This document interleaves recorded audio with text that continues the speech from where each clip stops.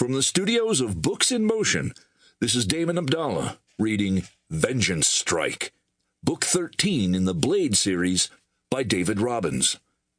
Now, let's begin with the prologue. He had the craving again. A full moon hung over the bustling city of Los Angeles.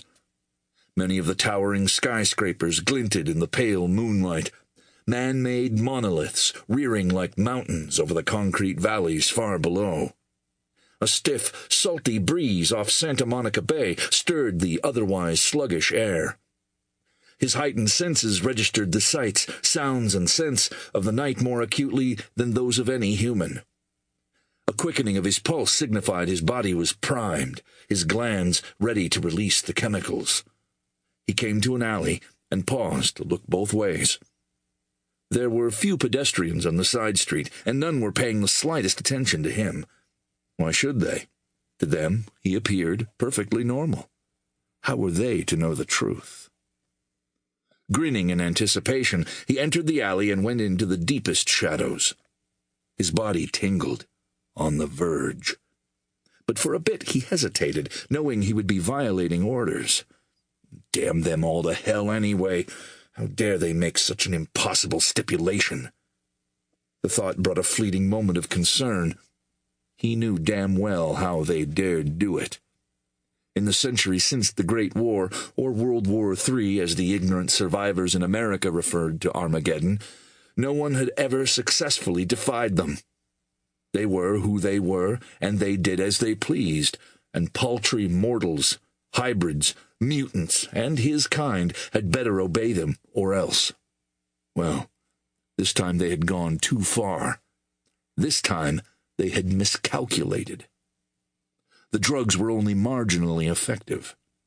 They inhibited the craving, but not indefinitely, and he had been in the free state of California for slightly over a year. Now it was early November.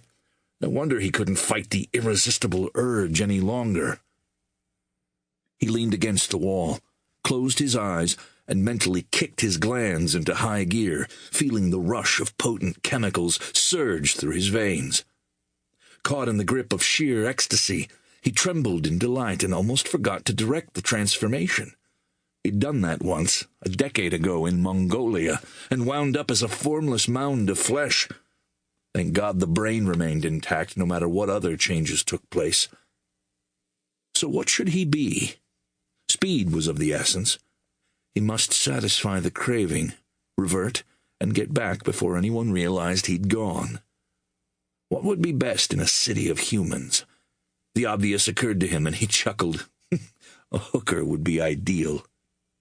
He opened the pores in his skin and let the chemicals seep out, saturating his clothes, rendering the fabric mutable. Unfortunately, prolonged exposure to air rendered the chemicals unstable after about 2 or 3 hours. He would be stuck with whatever style he was wearing at that time, unless he treated the clothing again. His head started to elongate, his facial features shifting. The prickling sensation in his lips and chest tickled. He wanted to giggle, but suppressed the inclination. If a human discovered him now, while he was helpless, he might well be killed. Humans were incapable of understanding the change. They tended to view his kind with utter horror.